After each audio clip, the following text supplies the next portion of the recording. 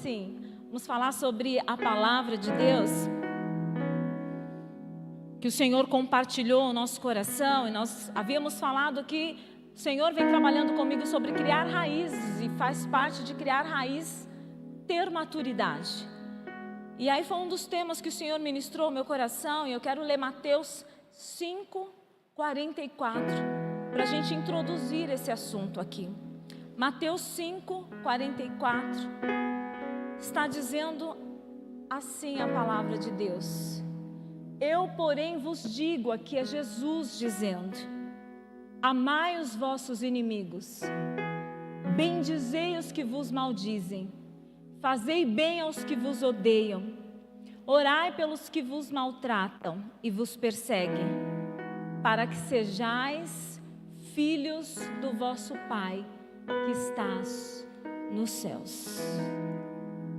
Aqui nós vemos Jesus fazer um pedido muito fácil para nós, sim ou não? Sim ou não? Não, com certeza não.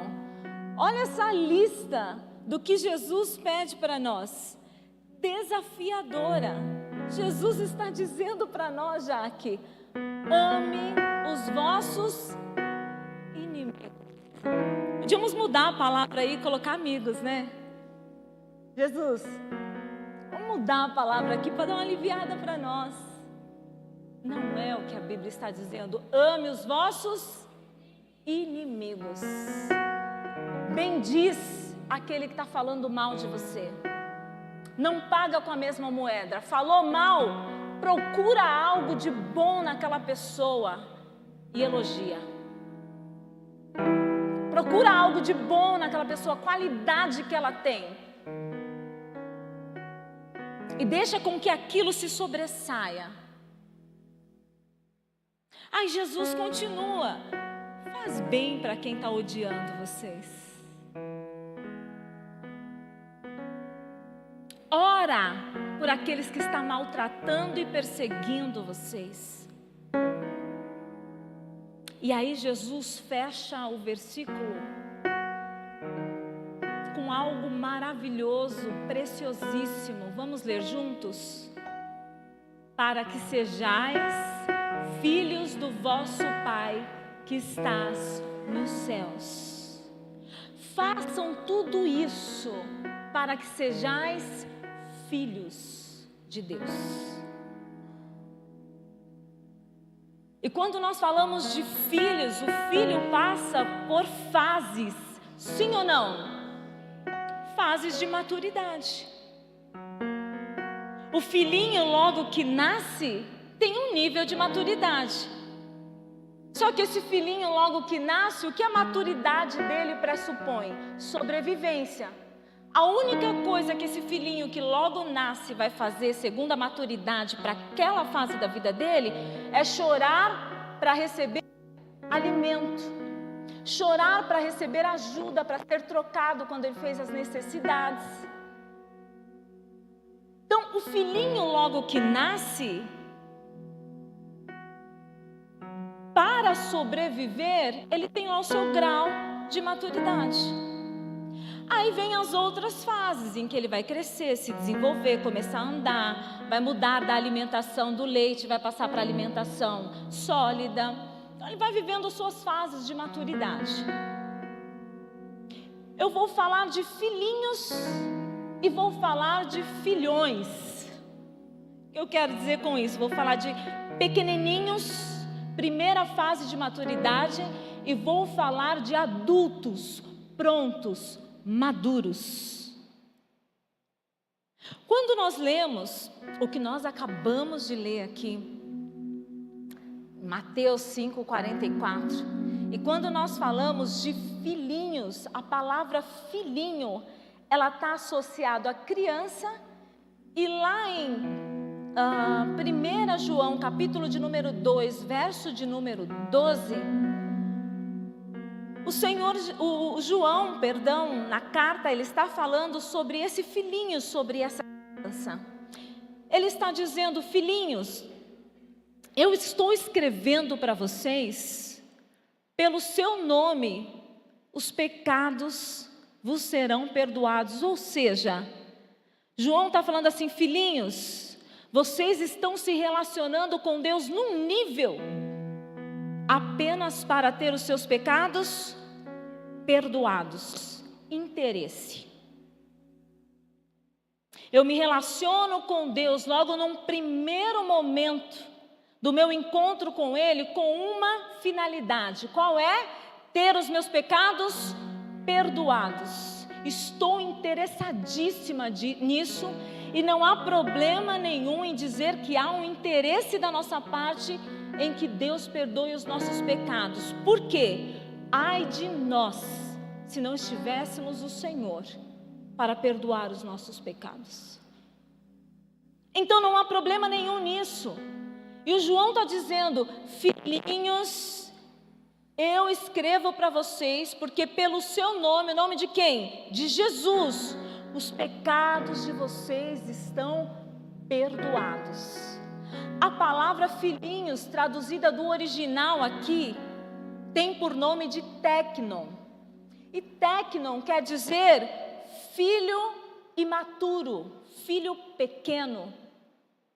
Então, quando João escreve filhinhos, eu estou escrevendo para vocês, pelo nome de Jesus, os pecados de vocês estão perdoados. Ele está dizendo teknos, estou escrevendo e os pecados de vocês, pelo nome de Jesus, está perdoado. Agora nós temos também Romanos, capítulo de número 8, verso de número 14. Romanos 8, 14, está escrito assim: porque todos os que são guiados pelo Espírito de Deus, esses são filhos de Deus. A palavra filhos, observe que já não é mais filhinhos, agora é filhos. A palavra filhos, traduzindo do original, que é roios, significa filhos maduros. Então aqui, a carta de Paulo aos Romanos, ele está falando assim: ó, vocês são guiados pelo Espírito de Deus e por isso agora vocês são roios, filhos maduros. Então, teknos, filhinhos, roios, filhos maduros. Nós lemos Mateus 5,44, que tudo que eu estou falando tem a ver com Mateus 5,44, só tem condição de produzir estas coisas que o Espírito de Deus está nos pedindo aqui nesta manhã, os roiós de Deus.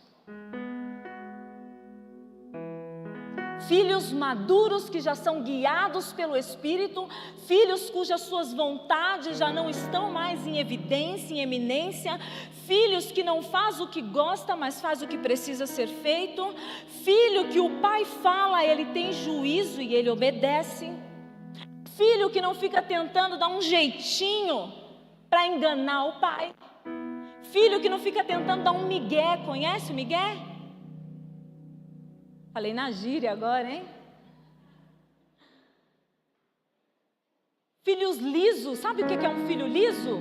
Igual sabonete. Deus pega aqui e ele escorrega embaixo.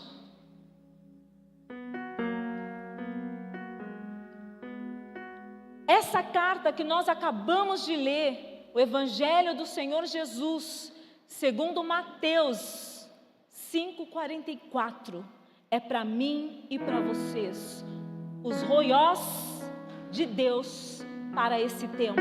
Amém? Amém mesmo? Está disposto ao nível de crescimento ao qual Deus está te chamando? Presta atenção no que Deus está pedindo para nós através desse Evangelho. Ele está pedindo coisas, irmãos, que por nós mesmos nós somos incapazes de produzir. O que Deus está dizendo: roiós meus, filhos maduros meus, vocês têm o Espírito e pelo Espírito essas coisas se tornam possível.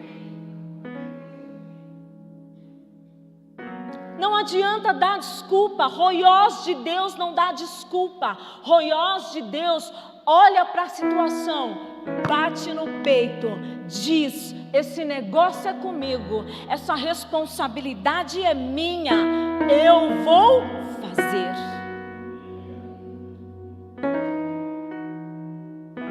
Que Deus quer falar conosco, e precioso é o que Deus está falando conosco. Deus está falando conosco. Vamos transicionar de tecnos para roiós. Transição. Acabou o tempo de tecnos para nós. Deus está nos chamando como igreja, como comunidade de fé, como CBN, para deixarmos de ser tecnos e nos tornarmos roiós dele. Há um lugar em Deus nesse tempo para cada roiós de Deus aqui, amém? O Senhor está nos chamando para um outro nível de fé, maturidade, compreensão das coisas espirituais. O Senhor está nos chamando à liberdade. O que eu quero dizer com isso? Para de olhar para o seu próprio umbigo e para a sua própria necessidade, porque nós precisamos ter o olhar de Cristo. E o que Cristo fazia? Ele ficava o tempo todo olhando para Ele mesmo. Cristo estava o tempo todo olhando a necessidade dos outros. Sabe por que às vezes caímos numa deprê? A gente está olhando demais para nós mesmos, nossas coisas, nossos problemas, minha guerra, minha luta, meu dinheiro, minha casa, meu trabalho, minha família, meu casamento, meu filho, meu. E você está o tempo todo olhando para aquilo ali que está aqui no seu entorno, sua rodinha aqui, ó. E você está perdendo a oportunidade de olhar para algo que é maior do que você e de tudo que você possui. Que privilégio é ter uma visão do alto. Quando você sai desse mundinho do meu, o Senhor te posiciona num lugar de onde a sua visão é privilegiada, a torre de vigia, aquele lugar alto onde você tem uma visão holística do todo. Quando nós temos essa disposição de deixar de ser técnicos, nos tornarmos roiós de Deus, nós vamos para este lugar, para esta posição, aonde nós temos uma visão privilegiada. E ainda que as circunstâncias e as coisas à nossa frente dizem não, nós temos condição de olhar o sim de Deus, apesar das circunstâncias. A nossa visão deixa de ser no exército inimigo, como era a visão do moço de Eliseu.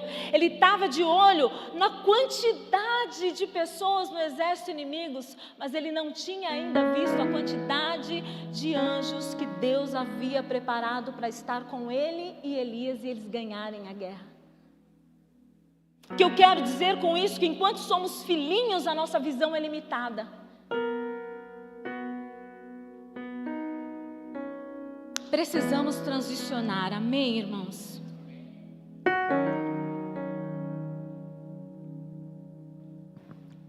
De filhinhos a filhos maduros.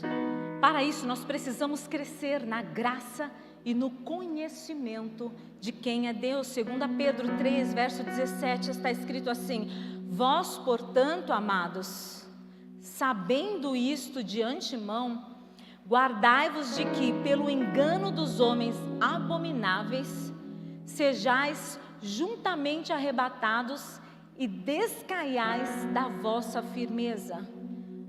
Antes, cresçam na graça e no conhecimento de nosso Senhor e Salvador Jesus Cristo.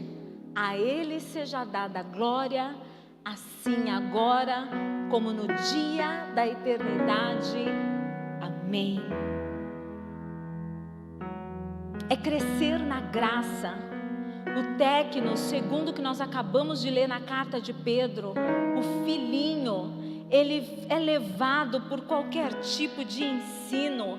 Facilmente o filhinho é enganado por homens abomináveis. Facilmente você engana uma criança.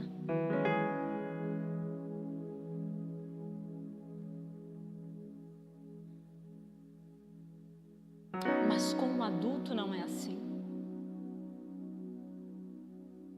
O adulto tem uma visão além da visão da criança.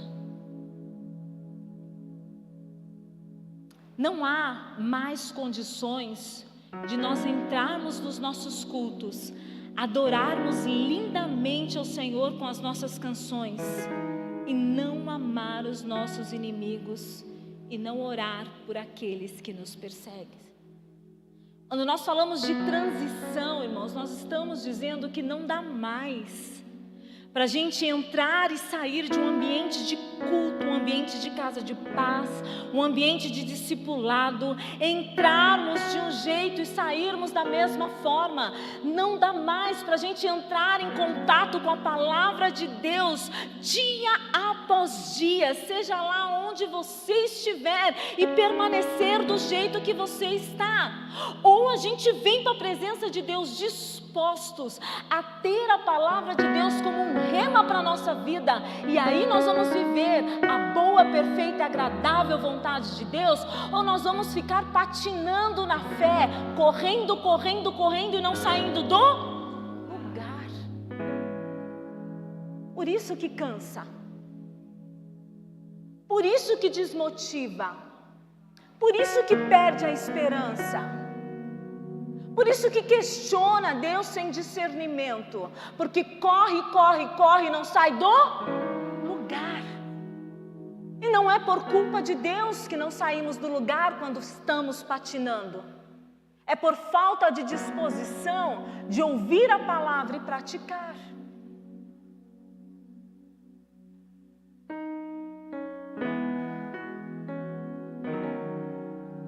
Deus está nos chamando, igreja, a um crescimento.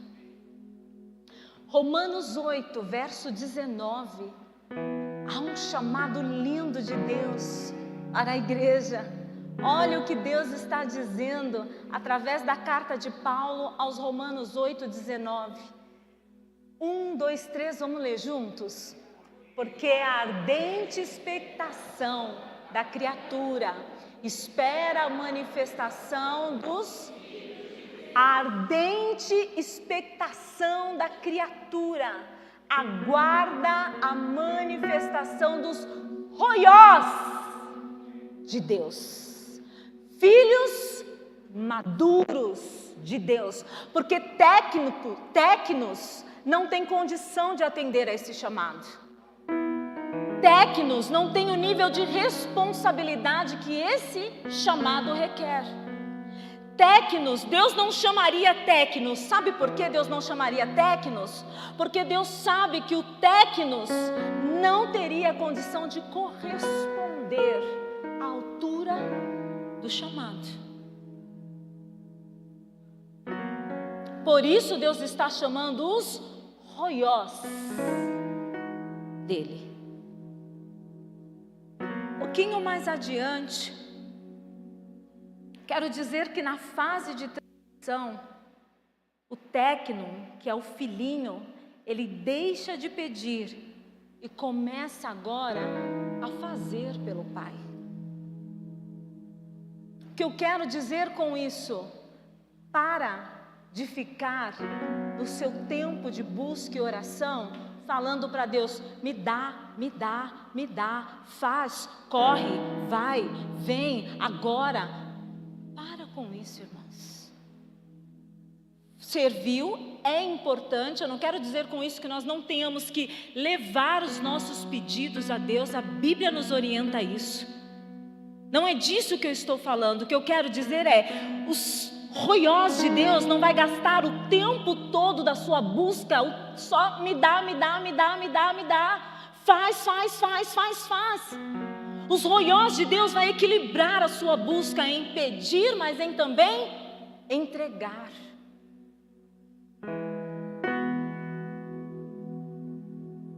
Senão a gente inverte a ordem das prioridades.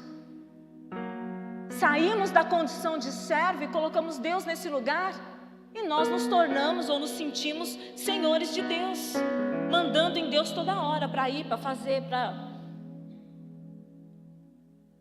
conscientemente nós não temos essa coragem nem vontade, mas inconscientemente, com as nossas atitudes, falando para Deus o que Ele precisa fazer, pedindo para Deus toda hora a mesma coisa, e não equilibrando o seu tempo de busca entre me dar, mas eu também entrego, a gente com as nossas atitudes está passando esse recadinho para Deus: faz aí, meu servo. Cuidado, irmãos, é sutil esse negócio. Pede e o Senhor vai conceder, bate e a porta vai se abrir, mas não gaste a sua vida inteira só fazendo isso, porque não é para isso que você foi chamado para manifestar a glória de Deus, porque a criação está aguardando com grande expectativa, a criação está gemendo, a criação está clamando pela nossa manifestação. O mundo está sedento, as pessoas estão gritando.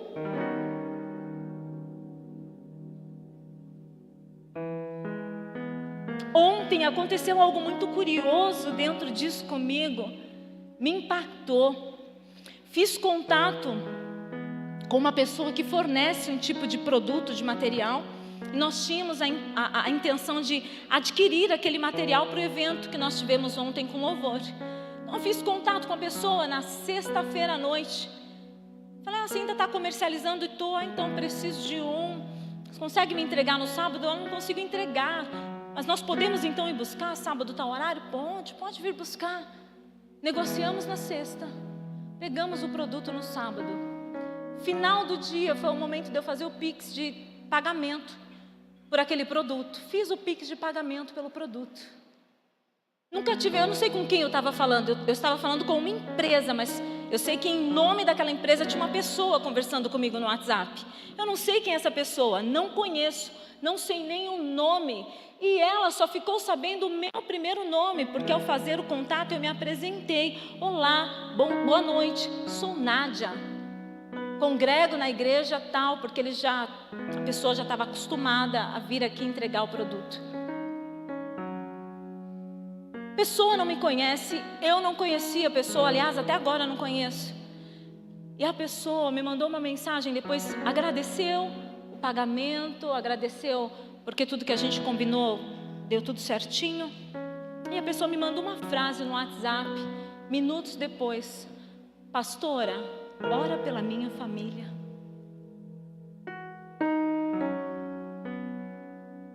A criação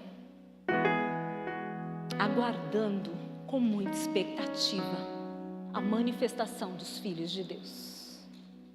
Enquanto a gente está fechado no nosso mundinho, há coisas que Deus fez e que nós precisamos ser guardiões daquilo que Deus fez, guardiões da família, dos valores da família, guardiões da nossa comunidade, guardiões do que Deus está fazendo nesse tempo, como guardiões, intercessores guardiões. Ao invés da gente estar posicionado nesse lugar, a gente está no lugar da murmuração, a gente está no lugar da reclamação, a gente está no lugar onde a nossa visão fica limitada, a gente sai da nossa posição. Ei, alô, o Senhor está dizendo: vem para o teu lugar. O Senhor aguarda que você se manifeste como filho dele em situações de caos, transformando o caos em lugares habitáveis, trazendo oásis para o deserto de muita gente, sendo resposta de oração para uma casa, para uma família, para um povo, para uma nação.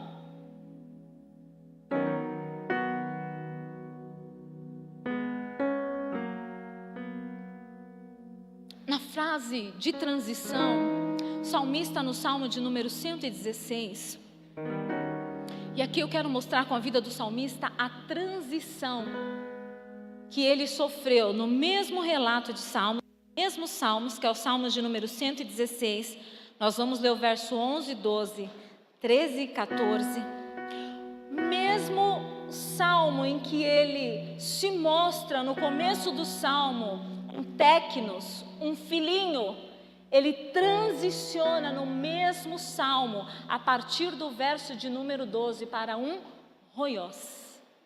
Então nós vamos ver isso na palavra, Salmos de número 116, verso 11, até o 11, o salmista era um tecnos, um filhinho, estava só pedindo para Deus, só falando das suas dores para Deus, só falando das suas situações para Deus, até o 11, e aí no 11 ele diz, ele fecha o 11, ele encerra essa fase, esse ciclo da vida dele dizendo assim: eu dizia na minha precipitação, e precipitação tem a ver com ansiedade, o filhinho é ansioso, precipitado, ele diz, eu dizia na minha precipitação, todo homem é mentira.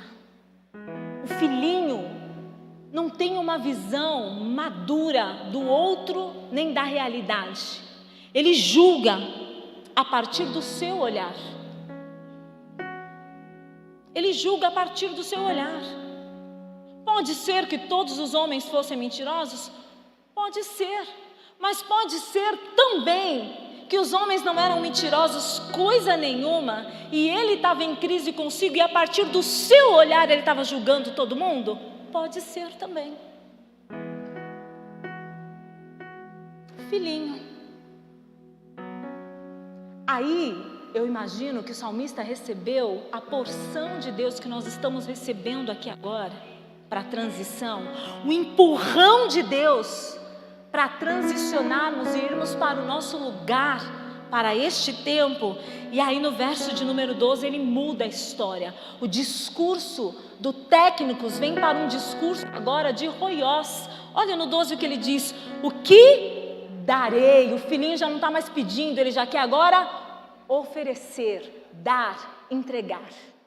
O que eu darei, o que eu tenho para entregar, o que eu posso fazer. Deus, eu estou aqui agora já não mais na condição de pedinte de absolutamente nada, mas agora para te dizer, eu cresci e já tenho condição de produzir, de fazer alguma coisa para o Senhor. Porque um filho maduro não fica sentadinho só esperando ser servido. O filho maduro se beneficiou do tempo em que ele foi servido, mas ele se levanta para servir, fazer. O que fizeram comigo um dia, hoje, Felipe, já estou pronta para fazer com o outro. Os ouvidos e os ombros e o colo que um dia me emprestaram para chorar na minha dor, na minha angústia, na minha adversidade, agora eu já estou pronta para dar a outro. O que darei eu ao Senhor por todos os benefícios que Ele me tem feito? Gratidão.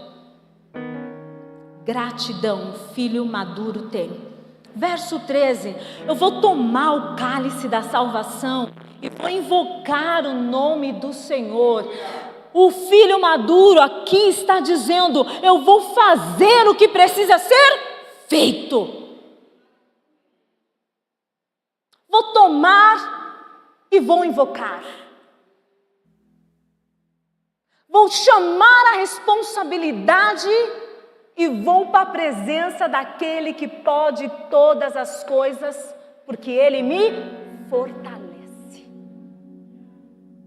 Verso de número 14. Pagarei os meus votos ao Senhor, agora, na presença de todo o seu povo. Olha quanta coisa linda. O filho maduro que transicionou, agora está disposto a fazer. Ele não pede mais, mas agora ele entrega. Ele faz o que precisa ser feito. Ele entrega, ele faz o que precisa ser feito. Ele paga os votos. Ele paga aquilo que... Ele dá a palavra e ele cumpre. Ele fala e ele não volta atrás. A palavra do filho maduro é sim, sim, não, não, porque o que passa disso, a procedência é maligna. Verso de número 17 do Salmo 116. Eu vou te oferecer sacrifícios de louvor e invocar o seu nome. O filho maduro está disposto a sacrificar. Sacrifícios de louvor. Hebreus repete a mesma fala sobre oferecer a Deus sacrifícios de louvor. O que isso quer dizer, oferecer a Deus sacrifício de louvor? Mesmo quando tudo diz que não, eu ainda te louvarei. Mesmo, Deus, que tudo não está ajustado, alinhado como eu gostaria que estivesse, de acordo com as minhas expectativas, não tem problema não, porque as circunstâncias mudam, mas eu permaneço de olho, de pé, olhando aquele que não muda, que era, que é e o que há de vir. A situação não pode mudar a concepção de quem Deus é para mim e para você. Se Deus faz, Ele é Deus. E se Ele não fizer, continua sendo Deus.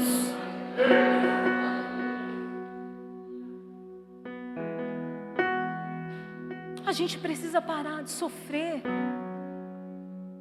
A gente sofre quando a gente não confia em Deus.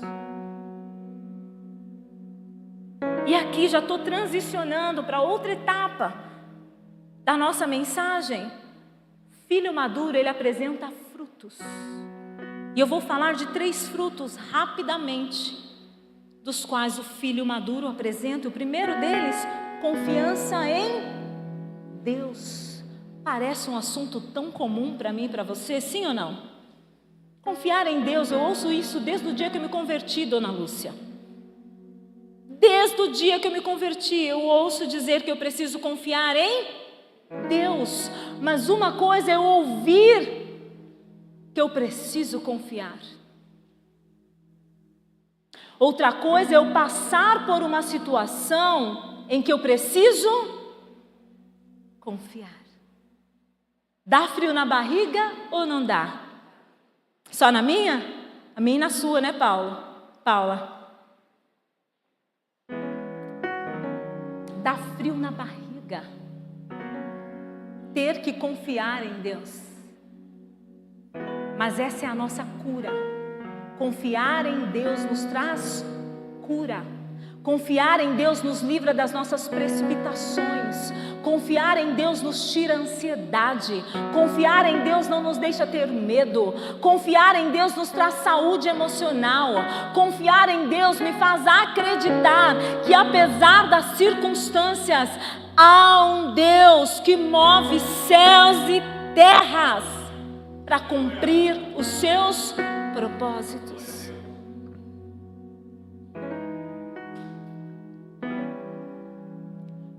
O filho que pede e o pai diz não, aquele modelo de filhinho, de criancinha, pede, o pai fala não. A Fernanda está aqui, a professora já abriu um sorrisão para mim.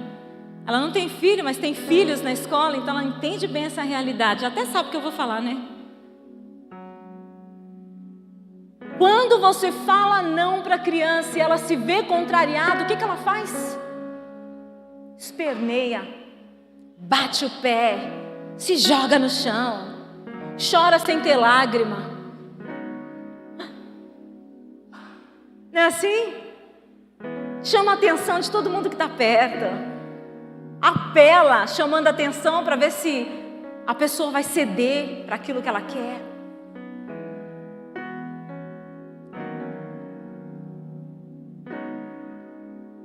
O filho pode ser imaturo, irmãos, mas o pai não. O pai não vai ceder à pressão do filhinho. O filhinho só está perdendo tempo. O pai vai continuar no mesmo lugar, com o mesmo posicionamento, aguardando o filhinho crescer para dar uma resposta em maturidade para ele. Abacuque, capítulo de número 3, verso de número 17, 18 e 19. Um filho roiós, um filho maduro de Deus, fala o que Abacuque falou em meio a uma situação totalmente devastadora. Abacuque estava sem recurso, Abacuque estava vendo a sua terra devastada, destruída, em escassez. E Abacuque dá a declaração que nós vamos ler em Abacuque 3, versos 17, 18 e 19.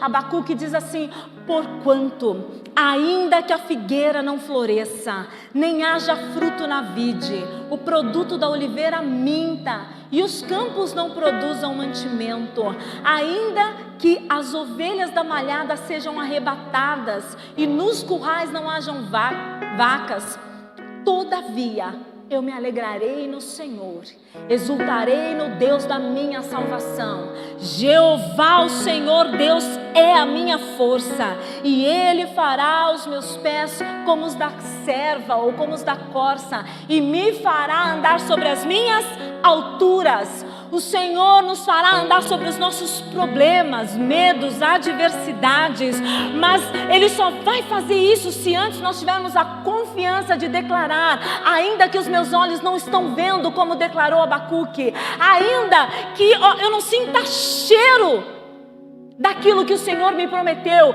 eu decido confiar, e o Senhor vai me colocar sobre todas as circunstâncias.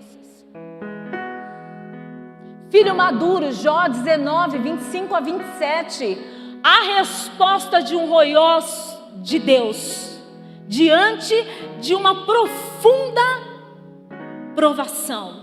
Tinha perdido casa, filhos, riqueza, e aqui, onde nós vamos ler, ele já estava às vias de perder a esposa, porque a esposa tinha acabado de falar para ele: Jó, não te falta acontecer mais nada de ruim.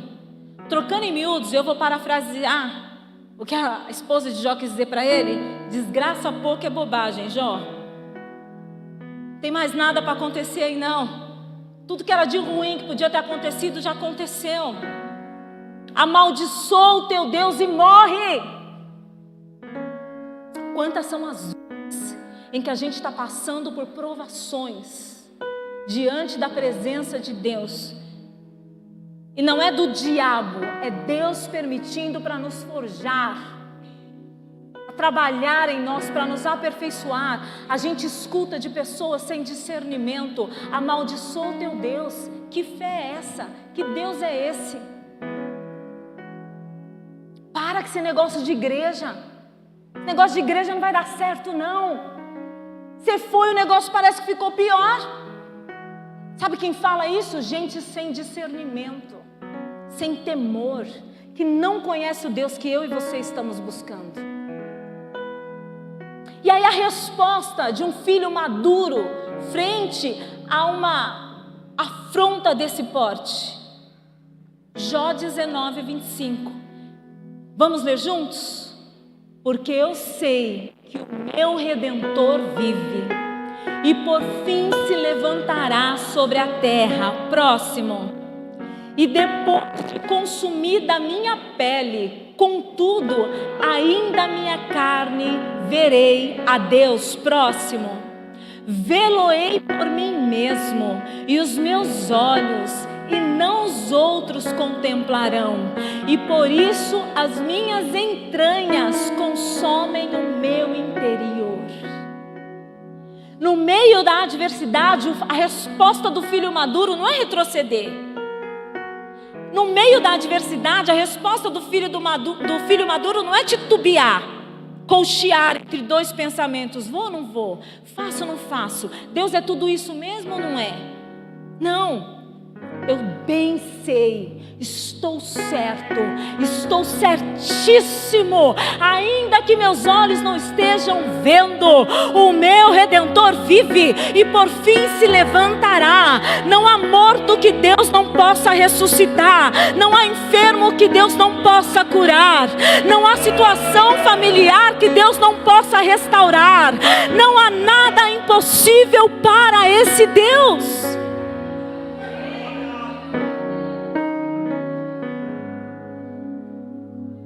Ele é poderoso para fazer infinitamente mais do que pensamos. O que os nossos olhos não viram, o que os nossos ouvidos não ouviram, o que nem chegou no nosso coração, são as coisas que Deus tem preparado para mim e para você. Mas nós precisamos confiar. Salmos de número 131, a última declaração de alguém de fé, verso 2 e 3, o salmista diz assim: de certo, eu fiz calar e sossegar a minha alma. Salmos 131, verso 2 e 3. De certo, eu fiz calar a minha alma, porque na hora da provação a alma se agita. A alma fica agitada, as emoções querem gritar. E tudo isso quer te tirar do sobrenatural e te trazer para a razão, para a emoção, para o sentimento. Deus está falando: confia, porque não há nada impossível para mim. E as circunstâncias estão dizendo: olha aí, tudo contrário que Deus falou. As ondas se agitando, o mar ficando bravio. O salmista disse: certinho que eu fiz calar essas vozes que me tiram da direção a qual Deus está me mostrando. Certíssimo, eu fiz calar a voz do meu interior, da minha alma. Assim como uma criança desmamada para com a sua mãe, a minha alma está como de uma criança desmamada. Quem confia em Deus está desse jeito, na presença dEle, independente da circunstância. Sabe a criancinha que acabou de mamar? Todos vocês que não tiveram, mas já viram alguma criança que chora, grita de fome, aquele desespero. A mãe vem ou com tetê ou com mamadeira, sacia a fome daquela criança. Se for com a mamadeira, mais rápido, né, Elisângela? Se for com tetê, um pouquinho mais demorado, uma meia hora ali, mas sacia a fome da criança. Como a criança fica depois? Jogada no braço da mãe, aquele leitinho, aquele resíduo do leitinho escorrendo aqui assim, ó, no cantinho da boca. Ela não está preocupada nem em limpar o resíduozinho de leitinho, porque ela sabe que a mamãe vai com a fraldinha, dá uma limpadinha e ela fica ali, ó, jogada, desmaiada nos braços da mãe. A nossa confiança em Deus precisa colocar a nossa alma em quietude para estarmos assim nos braços dele.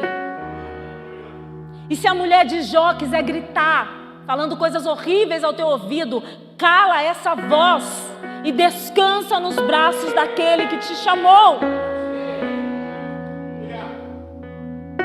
Segundo, primeiro fruto, confia em Deus. Segundo, ama mais a Deus do que a sua própria vida. Salmos de número 63, verso 3. O salmista está dizendo: o teu amor, Senhor, é melhor do que a própria vida, por isso eu te louvarei. Filipenses 1, 21. Porque para mim o viver é Cristo e o morrer é ganho. O escritor da carta, que se chama Paulo, estava pouco preocupado com a vida. Ele falou: enquanto vida eu tiver, eu vou viver, eu vou confiar em Deus, eu vou viver na presença de Deus até o meu último dia de vida, porque assim Paulo fez. Mas se eu morrer, é ganho. Preocupado com essa vida não, Rafa? Se acabar aqui, começa lá. Não está preocupado com a sua própria vida. Terceiro não, a gente vai parar por aqui. Sei que tinha 13, tem não.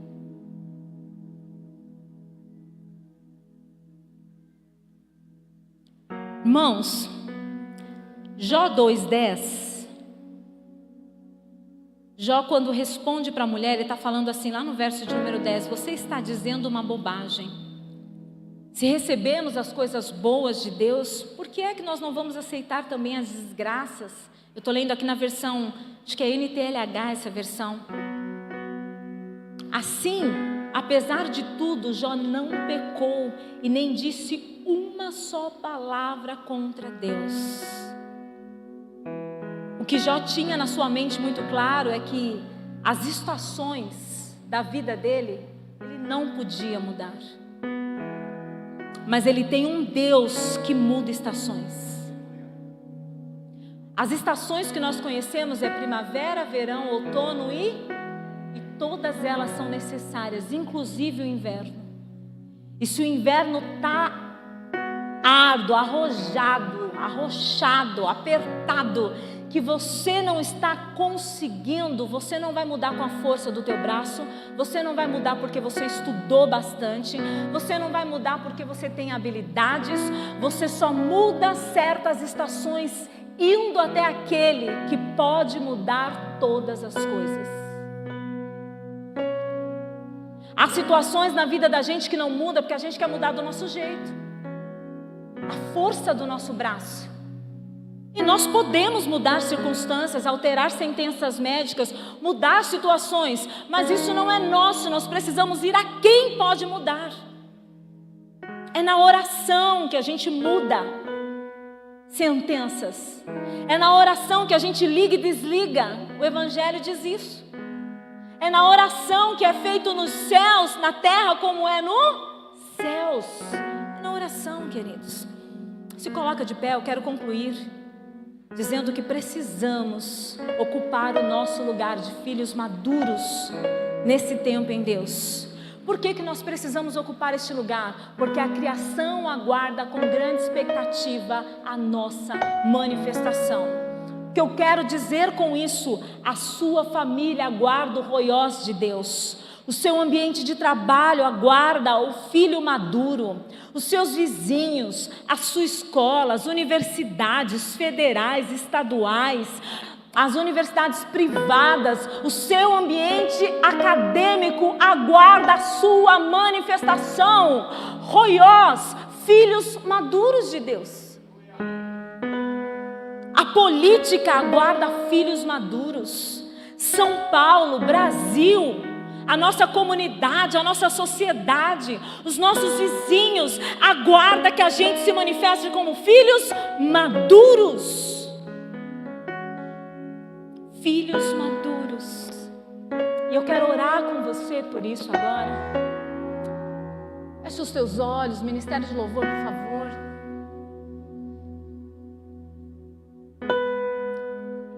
Nós vamos orar a Deus e pedir perdão ao Senhor por todas as vezes em que fomos tomados pela imaturidade e nos precipitamos e nos antecipamos e ficamos ansiosos, adoecidos, tristes, abatidos.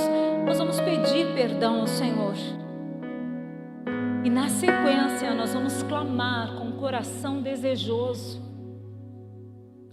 para que o Espírito de Deus nos ajude, para que possamos amar os nossos inimigos, bendizer o que nos maldizem, fazer bem àqueles que nos odeiam, orar por aqueles que nos maltratam e perseguem, para que sejais filhos, para manifestarmos o que realmente somos, filhos maduros.